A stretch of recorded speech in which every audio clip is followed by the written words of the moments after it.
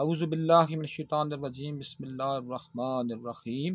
اللہم صلی علی محمد و آل محمد وسلم علی محمد و آل محمد ورحم محمد و آل محمد کما صلیت و سلمت و بارکت و ترحمت علی ابراہیم و علی آل ابراہیم انک حمید مجید۔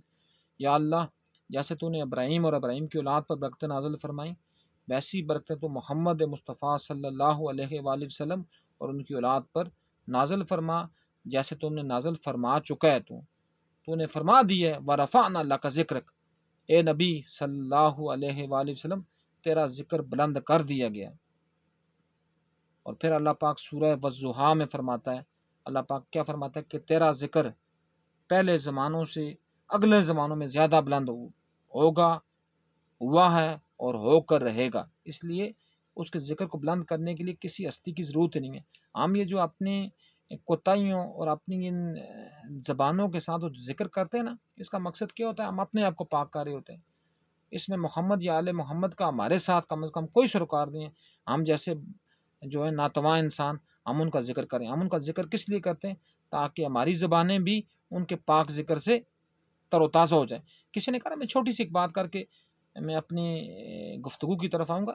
کسی نے کہا نا کہ لا الہ الا اللہ محمد رسول اللہ، جب ہم کلمہ پڑھتے ہیں تو کیا اللہ پاک کیا فرماتا ہے کہ میں الہ ہوں، میں خالق ہوں، لیکن میرا حبیب، اب عربی میں دوست کی 13 قسمیں میں پھر کبھی بات کروں گا۔ اور حبیب وہ دوست ہوتا ہے جس کے اوپر جو پہلا دوست ہے وہ اپنا سب کچھ واری کر دیتا ہے۔ تو رسول اللہ صلی اللہ علیہ وآلہ وسلم کو اللہ پاک نے حبیب کہا ہے اپنا۔ تو یہ تو عشق کا تقاضا ہی نہیں ہے کہ جو حبیب ہے، جو عاشق، وہ اپنے معشوق کا نام بعد میں رکھے۔ تو کسی نے کسی عارف اللہ سے پوچھا کہ یہ کیا معجزہ ہے، یہ کیا ماجرا ہے، ٹھیک ہے نا، کہ کلمے میں جو ہے محمد کا نام بعد میں، اللہ کا نام پہلے ہے۔ تو اس عارف اللہ نے کیا کمال کی بات کی، کیا کمال کی بات کی، کیا کمال کی بات کی۔ انہوں نے فرمایا کہ اللہ یہ گوارا ہی نہیں کرتا کہ میرے نام سے پہلے محمد کا نام کوئی لے۔ کیوں؟ جب میرا نام کوئی لے گا لا الہ الا اللہ، پہلے زبان کو پاک کرے گا اور پھر میں اس نام سے محمد کا نام جاری کرواؤں گا۔ تو اس لیے وہ محمد ہم جیسے لوگوں کا محتاج ہی نہیں اس کا نام لیا جائے۔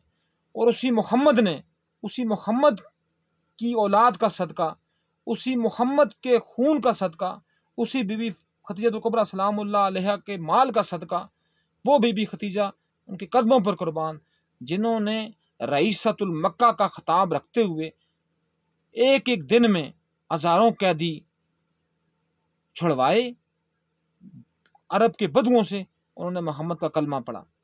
اور ایون دن یہاں تک انہوں نے کہا جی کہ محمد کا کلمہ پڑھتے جاؤ اور اپنے قرضے معاف کرواتے جاؤ۔ تو اس لیے بات یہ کرنے کی بات ہے کہ انہی کے مال کا اور انہی ابو طالب کی اولاد کے خون کا صدقہ اللہ نے یہ تھوڑی سی سعادت دی ہوئی ہے، اللہ نے یہ کرم بالائے کرم کیا ہوا ہے کہ ہم کم از کم کچھ نہ کچھ حق بات بولنے کا حق تو ادا نہیں کر سکتے، لیکن کوشش کر رہے ہیں۔ تو اس لیے اللہ پاک بھی فرماتے ہیں نا کہ لیس للانسان الا ما سعی۔ تو اللہ تو اسی کی بات کرے گا، اسی کی ہوگا کہ انسان جس کی وہ صحیح کرتا ہے، کوشش کرتا ہے۔ تو جو میں ابھی بات کرنا چاہوں گا 2-3 منٹ کی تمہید بند گئی ہے، اور بلکہ زیادہ تمہید بند گئی ہے۔ میں نے آج جو بات کرنی ہے وہ کیا بات کرنی ہے؟ آخر بگاڑ کا۔ دیکھیں، وہ ملک سننا، وہ لوگ بالخصوص تو طالب علم ہے، یہ سننا، یہ مطالعہ پاکستان کی بات نہیں ہے جو باتیں میں کروں گا۔ مطالعہ پاکستان میں تو اس چیزوں کو بھی بیان کیا گیا جو چیزیں کبھی زندگی میں یہاں سے گزری نہیں ہیں۔ مطالعہ پاکستان میں تو پاکستان کے نرے نظام کو دنیا کا سب سے بڑا نرے نظام کہا گیا ہے، لیکن اس نرے نظام کی وجہ سے یہ جو آٹے کی قلت ہے، اس میں مطالعہ پاکستان کا ٹیچر بھی لائن میں کھڑا ہے اور اسٹوڈنٹ بھی لائن میں کھڑا ہے۔ لیکن اس میں کوئی عوام کی بات نہیں ہے کہ پاکستان کا جو نمک ہے، نمک کی کان کھیوڑا کی ہے، دنیا کی دوسری بڑی کان ہے۔ پاکستان کا جو ہمالین سالٹ ہے، پنک گولڈ، اس کو یہ ہمالین سالٹ اس کو نہیں کہتے، اس کو کہتے ہیں دس از پنک گولڈ۔ اور کیا ہے جی؟ یہ you can't imagine that 90 gram جو ہے، 90 گرام کتنا؟ 90 گرام، چونکہ انٹرنیشنل مارکیٹ میں جو چیز بکتی ہے وہ 900 گرام کے حساب سے بکتی ہے، کلو سے تقریباً 1 kg سے 100 گرام کم۔ تو جو 90 گرام ہے 90 گرام کا جو پیکٹ ہے اس کے اوپر لکھا ہوتا ہے پنک گولڈ، اور وہ کتنے کا ملتا ہے؟ 4000 روپے کا۔ کتنے کا؟ 4000 کا۔ کتنے کا؟ دوبارہ میں کروں، 4000 کا۔ اور آپ 90 ضرب 10 کتنا ہو گیا؟ 900، اور 4000 ضرب 10 کتنا ہو گیا؟ 40,000 روپے کا 1 کلو نمک بکتا ہے، بلکہ 900 گرام۔ لیکن اللہ بیڑا غرق کرے ایوب خان اور بھٹو کا، جنہوں نے انڈیا کے ساتھ معاہدہ کیا، جس کو ہم کہتے ہیں ہمارا دشمن اول ہے مطالعہ پاکستان میں، اس کے ساتھ معاہدہ کیا، اور معاہدہ کرنے کے بعد وہ نمک انڈیا یہاں سے پتھروں کے حساب سے لے کر جاتا ہے، پتھروں کے وہ نمک، چونکہ وہ آئیوڈین ملا نمک تو نہیں ہے نا، جس کو ہم آئیوڈین، میں اس کے اوپر آتا ہوں ابھی بات، جس کو ہمیں ڈاکٹروں نے ہمیں بتا دیا آئیوڈین ملا نمک ہے تو گلڑ ختم ہوتا ہے، یہ بکواس، یہ گند، یہ بلا، وہ ٹرکوں میں جاتا ہے کس کے حساب سے؟ پتھروں کے حساب سے، اور وہ ٹنوں کے حساب سے اس کی قیمت کس میں جاتی ہے؟ 100 روپے میں، 200 روپے میں، 500 روپے میں وہ ٹن جاتا ہے، اور پھر اس کے اوپر انڈیا اپنا مارکا لگاتا ہے، اور اوپر لکھتا کیا ہے؟ دس از پنک گولڈ ہمالین سالٹ، اور وہ میں نے آپ کو بتا دیا 1 کلو جو بکتا ہے نا کتنے کا ملتا ہے؟ 40,000 روپے کا۔ لیکن پھر ان دونوں نے کیا کیا؟ ان خبیث بدبخت ڈاکوٹروں کو، یہ جو MBBS ڈاکٹر ہیں، ان کو انہوں نے پیسے دیے، ان کے اوپر ورکنگ کی، ان کو یہ لگایا جی کہ یہ جو ہے اپنا آئیوڈین والا نمک وہ نہیں ہے، تو آپ یہ آئیوڈین والا نمک کھلائیں اور آپ کا گلڑ ختم ہوگا، یہ گند اور وہ بلا۔ تو پھر ہم یہ سمندر کی جھاگ کھاتے ہیں، یہ سمندر کی جھاگ کا نمک ہم کھاتے ہیں، اور کہتے ہیں نمک حرام، اب تو سارے نمک حرام ہیں، نمک کھاتے کدھر ہیں ہم تو سمندر کی جھاگ کھاتے ہیں، اور اس میں کوئی آئیوڈین وغیرہ ڈال کر تو ہمارے اوپر بیڑا غرق کرتے ہیں۔ یہ ہمارا کام ہوا ہے، یہاں سے بگاڑ شروع ہوئے، یہ بگاڑ کی وجہ ہے۔ پھر بگاڑ کی وجہ کیا ہے؟ پاکستان دنیا کا 7واں بڑا ویٹ پروڈیوسر ہے، 7واں بڑا گندم پیدا کرنے والا ملک، لیکن کیا ہوا؟ امریکہ کی غلامی میں جا کر اور روس اور امریکہ کی جنگ میں ہم نے کیا کیا؟ روس سے گندم منگواتے ہیں، روس سے گندم منگوا کر گندم یہاں بوئی، اور ہماری جو ساری جو فرٹیلائز قسم کی گندم تھی، جو ایک فروٹفل قسم کی گندم تھی، وہ ساری گندم کیا ہوگی؟ بوگس زدہ ہوگی، سیم زدہ ہوگی، تھور زدہ ہوگی، ٹھیک ہے۔ اور پھر کیا کیا جی کہ پوری پری پلاننگ کے ساتھ ہمارے اوپر یہ ایک ہمیں جکڑا گیا، اور اس پری پلاننگ جکڑنے کے بعد پھر کیا ہوا جی کہ ہم اس گندم کی اس پروڈکشن سے بھی محروم ہو گئے۔ پاکستان دنیا کا 11واں بڑا رائس پروڈیوسر ہے، اور سب سے جو قیمتی چاول ہے دنیا کا، یہ میں کوئی آپ کے ساتھ میں مذاق کے زمرے میں بات نہیں کر رہا، دنیا کا سب سے قیمتی چاول، سب سے پروڈکٹیو چاول، سب سے طاقتور چاول وہ گوجرانوالہ میں ہوتا ہے، ٹھیک ہے۔ لیکن کیا کیا جی، اللہ معاف کرے، اللہ اس قوم کو، اس کے لیڈروں کا بیڑا غرق کرے، کیا ہوا جی؟ جان DHA بنا گوجرانوالہ کا، وہ سارا انہی کھیتوں کے اوپر بنا، اور پھر کیا ہوا؟ اس کا معاہدہ کیا کس کے ساتھ؟ ضیاء الحق نے، جاپان کے ساتھ۔ اب وہ کیا ہوا؟ وہ چاول یہاں سے پیک ہوتا ہے، وہ جاپان جاتا ہے، اور پھر اس کے اوپر سٹمپ لگتی ہے میڈ ان جاپان، اور وہ پھر جا کر یورپ کی منڈیوں میں بکتا ہے، اور وہ اس سے ٹریلین گنا منافع کماتے ہیں۔ اور یہ پاکستانی پھر کیا کرتے ہیں؟ ان کے پاس آپ نے بھی دیکھا بھی ہوگا، سنا بھی ہوگا، آج سے 30 سال پہلے آپ اپنے کسی بزرگ سے پوچھیں، جب کسی گھر میں باسمتی چاول پکتا تھا نا، تو اس کی جو خوشبو تھی وہ کم سے کم 1 میل دور جاتی تھی۔ آج جو چاول اتنا لمبا چاول ہی بے شک ہوگا، لیکن کیا ہوگا؟ وہ باسمتی چاول ہے ہی نہیں ہے، وہ فائبر سے بناتے ہیں چاول فیکٹریوں میں، اور پھر ہمیں کھلاتے ہیں، اور ہم کہتے ہیں جی ہم پاکستان سٹار کھا رہے ہیں، ہم سپر سٹار کھا رہے ہیں، ہم کرنل باسمتی کھا رہے ہیں، ہم جرنل باسمتی کھا رہے ہیں۔ یہاں تو باسمتیوں کا نام بھی وہیں تک پہنچ گیا۔ پھر کیا ہوا؟ دنیا میں جو پھلوں کا بادشاہ آم، اس کا سب سے بڑا جو مرکز ہے وہ پاکستان ہے، اور پاکستان کا بالخصوص ملتان ریجن، سارا ملتان، باولپور، باول نگر، یہ سارے دیہڑی وغیرہ وغیرہ کے اضلاع، لیکن سب سے زیادہ ملتان۔ اب ملتان میں کیا ہوا؟ ان آموں کے کھیتوں کو بے دردی سے کاٹا گیا اس ملعون نیازی کے پچھلے دور حکومت میں، اور وہاں DHA ملتان بنا، اور پھر بگاڑ، ہم کہتے ہیں بگاڑ کہاں سے؟ بگاڑ تو یہاں سے شروع ہوا۔ پھر کیا ہوا جی؟ ان باتوں سے ہٹ کر اگر ہم سب سیاسی میدان کے اوپر آئیں تو بگاڑ کہاں سے ہوا؟ 1947 سے، جس بندے کو ہم کہتے ہیں کہ یہ ہمارا شہید ملت ہے، لیاقت علی خان، سب سے بڑا بگاڑ اس نے پیدا کیا۔ اس کو روس نے آفر کی، روس کا جہاز کراچی ایئرپورٹ پر 3 دن کھڑا رہا کہ آپ میرے ساتھ شامل ہو یا میری اس میں آؤ، میرے گروپ میں آؤ، لیکن اس نے امریکہ کا رخ موڑا اور پھر کیا ہوا جی کہ امریکہ سے کیا لے کر آیا؟ 6 لاکھ روپے کی امداد، 6 لاکھ ڈالر کی امداد۔ اور امریکن کارٹون آج بھی جو ہے کارٹونسٹ جس نے وہ کارٹون چھاپا تھا، وہ آج بھی سوشل میڈیا پر سرکولیٹ کر رہا ہے وہ کارٹون، کہ ایک کارٹونسٹ نے کیا بنایا ہوا، ایک بندہ بنایا ہوا جو اپاہج ہے، جس نے بیساکھیاں پکڑی، اس نے کہا جی اب پاکستان امریکن بیساکھی پر چلا گیا، اس کے بعد یہ امریکن بیساکھی سے کبھی بھی باہر نہیں نکل سکے گا۔ اور وہی ہوا، امریکن بیساکھی آج بھی امریکہ ہی سب کچھ ہے۔ وہ پہلے کیا کرتا ہے، پہلے ہمارے حکمران چنتا ہے، غلام حکمران، اور پھر وہ غلام حکمران ہم مزید غلاموں کے اوپر حکومت کرتے ہیں، اور ہم کہتے ہیں یہ انقلاب لے آئیں گے، یہ کچھ بھی نہیں کر سکتے۔ انقلاب تو دور کی بات ہے، ان کے ہاتھوں سے اللہ پاک نے خیر بھی اٹھا دی ہے۔ انقلاب تو بات ہی دور کی ہے نا، ان کے ہاتھوں سے اللہ پاک نے خیر ہی اٹھا دی ہے۔ تو اس لیے کوشش کریں، میں بھی، آپ بھی، ہم یہ کوشش کریں کہ ہم یہ دیکھیں نا، پہلے تو یہ دیکھیں نا کہ دیکھیں آپ میں سے جو لوگ ریسرچر ہیں، وہ انہوں نے اس کے اوپر بات لازمن کی ہوگی کہ ایک جب ہم ریسرچ کرنی شروع کرتے ہیں تو سب سے پہلے ہم کیا کرتے ہیں، ہم اپنا ٹائٹل سلیکٹ کرتے ہیں، ہم ریسرچ ٹائٹل بناتے ہیں۔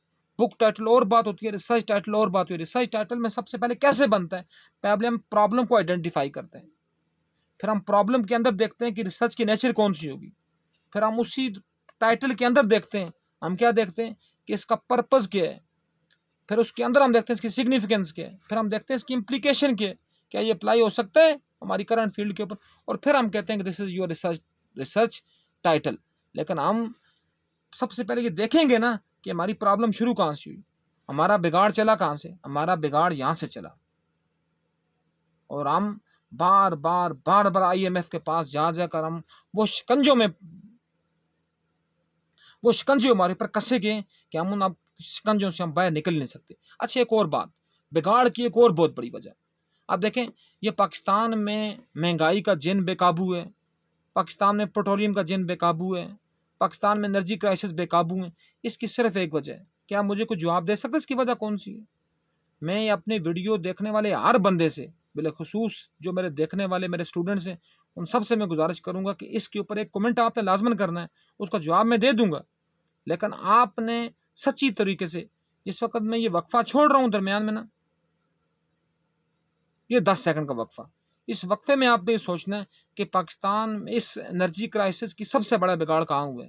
اس کا بگاڑ صرف ایک ہے، وہ کیا ہے؟ آئی پی پیز۔ آئی پی پیز، اب آپ کہیں گے آئی پی پیز کے انڈیپینڈنٹ پاور پروڈیوسرز، اور یہ کس نے لگائے؟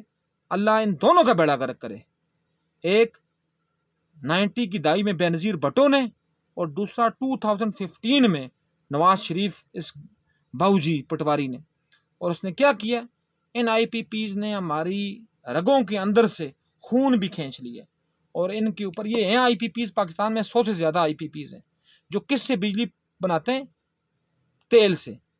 تیل ہمارے پاس بجلی پیدا کرنے کا سب سے بڑا ذریعہ ہمارے پاس موجود ہے، آئیڈل پروجیکٹ، جو سب سے سستی ترین بجلی بنتی ہے، جہاں سے، جس ملک میں تیل ہے ہی نہیں ہے۔ اب مجھے یہ سمجھ نہیں آتی کہ سعودی عرب جیسا ملک جہاں تیل کی وافر مقدار موجود ہے، وہ بھی آئل سے بجلی نہیں بناتا، تو یہ کہاں کے کوئی بہت بڑے افلاطون بن گئے کہ یہ آئل سے بجلی بناتے ہیں۔ لیکن کیا ہوا، یہ جو آئی پی پیز ہیں، یہ سارے یا جرنیلوں کے، یا ججوں کے، یا کچھ جرنلسٹوں کے، احمد میر جیسوں کے، یا پھر کس کے، جاگیرداروں کے، اور یا پھر ان سیاستدانوں کے۔ اور آپ چاہیں بھی، آپ اس ملک میں سے بے روزگاری کو اور اس اپنا کیا کہتے ہیں اس کو، اس مہنگائی کو ختم کر ہی نہیں سکتے۔ آپ چاہیں بھی نہیں ختم کر سکتے۔ کیوں نہیں ختم کر سکتے؟ کیونکہ بگاڑ اتنا زیادہ ہو چکا ہوا ہے۔ اب دیکھیں کیا ہوتا ہے، بگاڑ کا علاج کیا ہوگا؟ بگاڑ کا علاج کیا ہوتا ہے؟ نمبر 1 پر جب کسی بندے کو کوئی بیماری ہوتی ہے، کیا کرتے ہیں؟ سب سے پہلے اس کو ٹیبلٹ دیتے ہیں، بلکہ سب سے پہلے سیرپ دیتے ہیں، سیرپ سے ٹھیک نہ ہو پھر ٹیبلٹ دیتے ہیں، ٹیبلٹ ٹھیک نہ ہو تو پھر اس کو فرسٹ جنریشن کی اینٹی بائیوٹک دیتے ہیں، اس اینٹی بائیوٹک سے ٹھیک نہ ہو پھر اس کو انجیکشن دیتے ہیں، انجیکشن سے نہ ٹھیک ہو تو پھر اس کو چیڑ پھاڑ کرتے ہیں۔ یہاں تو بگاڑ اتنا بگڑ چکا ہوا ہے کہ اس کو چیڑ پھاڑ کی ضرورت ہے، اور اس چیڑ پھاڑ کے لیے نہ کوئی عمران خان اس کو ٹھیک کر سکتا ہے، نہ زرداری، نہ نواز شریف۔ اس کے لیے خونی انقلاب چاہیے ہوگا، جس سے یہ بگاڑ ٹھیک ہوگا۔ یہ آئی پی پیز جب تک ختم نہیں ہوتے، جب تک یہ جڑ سے اکھڑے نہیں جاتے، تب تک یہاں کچھ بھی نہیں ہونا۔ میں دنیا میں کچھ بندوں کا انتہا درجے کا دشمن ہوں، ان میں سے ایک عمران خان بھی ہے، لیکن عمران خان کو یہ کریڈٹ میں لازماً یہاں دے کر جاؤں گا کہ عمران خان نے کم از کم یہ بات تو کی ہے نا، کم از کم عمران خان نے یہ کام تو کیا نا، کم از کم کہ اس نے ان آئی پی پیز والوں کو فکس کر دیا، ورنہ یہ تو ڈالر کے حساب سے پیمنٹ لیتے تھے، اب ڈالر آج کل 300 کی لائن میں چھو رہا ہے، تو یہ ڈالر میں ان کے تو اربوں خربوں کے، اب ان میں سے تو ہر جرنیل جج کے جاگیردار کے ڈالر اکاؤنٹ ہیں، ان کے اکاؤنٹ میں وہ تو دعا کرتے ہیں صبح دوپہر شام، یا اللہ ڈالر کی قیمتوں کو پر لگا دوں تاکہ ہمارے دوزخ جو ہیں بھرے رہے ہمارے۔ اس نے کم از کم اس کو فکس کیا 149 روپے پر، کہ 149 سے ڈالر اوپر ہوا پھر بھی تمہیں 149 روپے ہی ملے گا، اور نیچے ہوا پھر بھی تمہیں 149 روپے ہی ملے گا۔ لیکن اس بگاڑ کو ختم کرنے کے لیے یہ جمہوریت اس کو ختم کر ہی نہیں سکتی، اس کو ختم کرنے کے لیے کچھ ایسا انقلاب چاہیے ہوگا جو ڈنڈے کے زور پہ ان کو ختم کروائے گا، اور تب ہمارے پاس یہ بگاڑ کا حل نکلے گا۔ پھر ہم بگاڑ کی بات کرتے ہیں، پھر اس میں بگاڑ میں ایک بڑی وجہ جو ہے یہ ملائیت ہے، یہ ملا جو ہیں، یہ مدرسے جو ہیں، یہ بھی بگاڑ کی ایک بڑی وجہ ہے۔ اب کیا ہوا جی، شیخ حسینہ واجد دامت برکاتہم العالیہ سے کسی نے پوچھا، میں اس لیے دامت برکاتہم بھی ان کے اوپر ان کے ساتھ لگایا کہ اللہ ان کی جو جان ہے جسم میں برکت نازل فرمائے، کیوں؟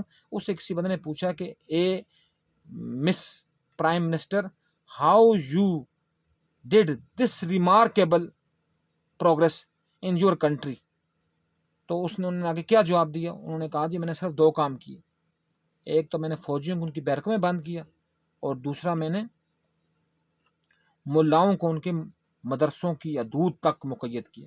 ہم لوگوں نے ان کو ان کو آزادیاں دی ہیں، یہ کہاں سے کہاں آ کر یہ دین کے ساتھ کھلواڑ کرتے ہیں، یہ ذاکروں کی شیپ میں، یہ مفتیوں کی شیپ میں، یہ محدثوں کی شیپ میں، یہ مفسروں کی شیپ میں دین کا بھی مذاق اڑاتے ہیں، ملک کا بھی مذاق اڑاتے ہیں، انسانی قدروں کا بھی مذاق اڑاتے ہیں۔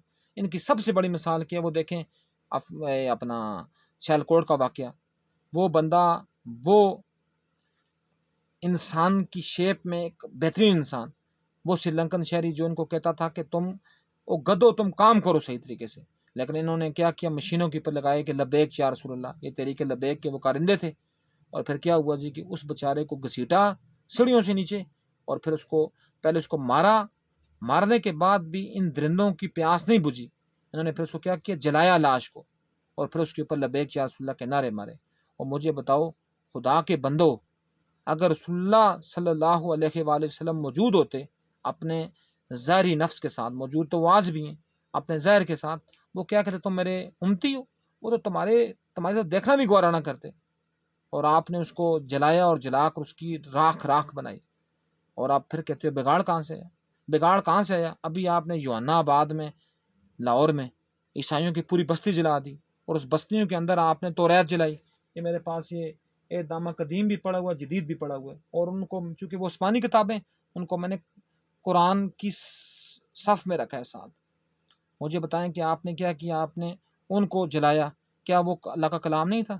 بے شک ہمارے لیے سب سے مقدس جو اللہ کی آسمانی کتاب ہے وہ قرآن مجید ہے، صرف کس لیے کہ ہم نے اس کے احکامات ماننے، اس میں بعض واقعات ہیں جو لوگوں کو سکھاتے ہیں کہ قوم عاد پر کیسے عذاب آیا، قوم سمود پر کیسے عذاب آیا۔ ان مولویوں نے آپ کو اتنا لکیر کا فقیر بنا دیا، آپ اس کے اوپر بھی سر دھنتے ہیں، سبحان اللہ سبحان اللہ۔ وہ بدبختوں، وہ تمہیں سمجھانے کے لیے بتائے گئے تھے، تمہیں سبحان اللہ الحمدللہ کرنے کے لیے نہیں بتائے گئے تھے۔ اب جتنا قرآن مقدس ہے اتنی ہی مقدس آپ کے لیے توریت اور انجیل اور زبور بھی ہے، تو آپ نے جب اس کو جلایا تو آپ نے در حقیقت قرآن کو جلایا، اور پھر آپ کہتے ہو بگاڑ کہاں سے آیا؟ یہ سارے وہ بگاڑ ہیں، یہ سارے وہ جراثیم ہیں، یہ سارے وہ بیماریاں ہیں، یہ ساری وہ خباستیں جو اس قوم میں بدرجہ اتم موجود ہیں، اور ان بیماریوں کا علاج صرف اور صرف آپ اینٹی بائیوٹک نہیں رہا، ان بیماریوں کا علاج اب کسی ڈاکٹر کی ڈائیگنوس نہیں رہی، ان بیماریوں کا علاج اب چیر پھاڑ میں نہیں رہی، اب ان بیماریوں کا علاج صرف ایک ہی ہے کہ گند پکڑیں اور گند کو ختم کریں۔ کس طرح؟ جس طرح چیئرمین ماؤ سے، چائنا کے بانی ہیں، چائنا کے جدید چائنا کے وہ ایک جس کو کہتے ہیں رول ماڈل ہیں، ان سے کسی نے پوچھا کہ آپ نے افیون زدہ چائنا کی قوم میں آپ نے کیا آپ نے ایک پیسٹی سائیڈ آپ نے چھڑکاؤ کی کہ یہ جو افیون زدہ چائنیز تھے یہ ہیومن ریسورس بن گئے. سب سے بڑا ہیومن ریسورس جو چائنا کا نا، جو سب سے بڑا ریسورس ہے وہ ہیومن پاور ہے. اس نے کہا جی میں نے کچھ بھی نہیں کیا، میں نے صرف افیون زدہ چائنیوں کو ٹرکوں میں بھرا اور بھر کر بحر ہند میں اور بحر الکاہل میں پھینکتا گیا، کیونکہ ان کی ضرورت ہی نہیں تھی اس دھرتی پر. اس طرح یہاں بھی 25 کروڑ میں سے کم و بیش 24 کروڑ وہ لوگ ہیں جن کی اس دھرتی کے اوپر ضرورت ہی نہیں ہے، جو صرف اور صرف نعرے مارنے کے لیے اللہ نے پیدا کیے ہوئے ہیں. جو صرف آج کسی بندے نے بڑی زبردست مجھے بات کی تھی، میں نے کہا نا کہ یہ کھوتا بریانیاں کھا کھا کے دماغ ان کے کھوتے ہو چکے ہوئے ہیں. اس نے کہا جی کہ جی ڈاکٹر صاحب آپ کیا بات کرتے ہیں، کھوتا بھی آج کل 19 سے 20 لاکھ کا کھوتا ہے ایک، اور یہ تو 2 ٹکوں پر بکنے والے لوگ ہیں. ان کو کھوتوں سے تشبیہ دے کر آپ کھوتوں کی بھی توہین کرتے ہیں. تو اس لیے خدا را اپنے آنے کا مقصد سمجھیں. آپ کو اللہ پاک نے کہا تھا اشرف المخلوقات، لیکن آپ اشرف المخلوقات تو کیا، آپ اسفل المخلوقات بھی نہیں ہو، آپ درندوں سے بدتر بھی نہیں ہو. آپ سے تو درندے بھی زیادہ مہنگے ہیں، آپ سے تو کھوتے بھی زیادہ مہنگے ہیں، ان کی ورتھ بھی زیادہ ہے، وہ بھی کام کرتے ہیں. لیکن یہاں کے بس یہاں کسی ایک کی پیروی کرنی ہے اور رز کے اس کے پیچھے آپ نے اس کی جملہ خباستوں کے ساتھ اس کی پیروی میں جت جانا ہے. تو خدا را آنکھیں سامنے رکھتے ہوئے، آنکھیں کھلی رکھتے ہوئے، کان کھلے رکھتے ہوئے کسی کی باتوں کو مانے، پیروی تو کریں ہی نا. پیروی کرنے کے لیے صرف اور صرف محمد مصطفیٰ صلی اللہ علیہ وآلہ وسلم کی ذات ہے، باقی کوئی پیروی کے قابل ہی نہیں ہے. لیکن کسی کے اگر پیچھے بھی چلنا ہے آپ نے تو آنکھیں کھول کر چلیں. یہ نہ ہو کہ چلتے چلتے وہ اپنے بچوں کو نواز شریف کی طرح کھرب پتی بنا دیں اور آپ کے بچوں کو دھڑام کے ساتھ نیچے گرا دیں. جماعت اسلامی کے قائدین کی طرح اپنے بچوں کو قاضی حسین احمد آصف لقمان قاضی کی طرح امریکہ کی یونیورسٹی سے PhD کروا لے اور آپ کے بچوں کو جا کر افغانستان جنگ میں یا کشمیر جنگ میں آپ کو مروا دے. یہ سب رانگ نمبرز ہیں، ان کا کچھ بھی فائدہ نہیں ہے، یہ سارے اس دھرتی کا بوجھ ہیں. اللہ پاک ہمیں ان کے شر سے بچنے کی توفیق بھی دے اور ہمیں یہ مت بھی دے کہ ہم ان کے شر سے باہر نکل سکیں. وما علینا الا البلاغ المبین.